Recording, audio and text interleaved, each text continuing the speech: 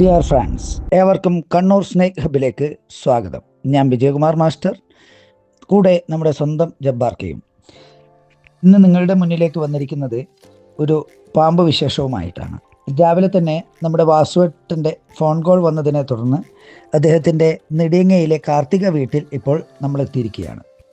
നമുക്ക് പോയി നോക്കാം. അവരുടെ നിത്യോപയോഗത്തിന് വെള്ളമെടുക്കുന്ന കിണറിൽ ഒരു പാമ്പുണ്ട് എന്നാണ് പറഞ്ഞിരിക്കുന്നത്. നമുക്ക് അവിടെ പോയി എന്താണ് അവസ്ഥ എന്നുള്ളത് നമുക്ക് പരിശോധിച്ച് നോക്കാം. ഓക്കെ, നമ്മളവിടെ നോക്കി സൂക്ഷ്മമായി നോക്കിയപ്പോൾ കിണറിൻ്റെ പടയിൽ ചുരുണ്ട് കിടക്കുന്ന ഒരു വീരൻ, വെള്ളിക്കെട്ടൻ, വളവളർപ്പാൻ, വളയർപ്പാൻ, ശംഖുവരയൻ, മോതിരവളയൻ, എട്ടടി വീരൻ എന്നിങ്ങനെ പ്രാദേശികമായി പല പേരുകളിൽ അറിയപ്പെടുന്ന ഒരു ബിഗ് ഫോർ ഇനത്തിൽപ്പെട്ട ഒരു വീരനാണ്.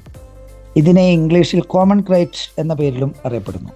ഈ പാമ്പ് നിത്യഹരിത വനങ്ങൾ, ചതുപ്പ് നിലങ്ങൾ, തണുപ്പുള്ള സ്ഥലങ്ങൾ, പുൽമേടുകൾ, കുറ്റിക്കാടുകൾ അങ്ങനെ എല്ലാ സ്ഥലങ്ങളിലും ഇവയെ സാധാരണയായി കാണുന്നു. ചെറിയ ചെറിയ പാമ്പുകൾ, എലി, തവള, പല്ലിവർഗത്തിൽപ്പെട്ട ചെറിയ ജീവികൾ എന്നിവയൊക്കെ ഭക്ഷിക്കാറുണ്ട്. രാത്രി കാലങ്ങളിൽ ഇവയെ സജീവമായി ഇരതേടുന്നത് കാണാം.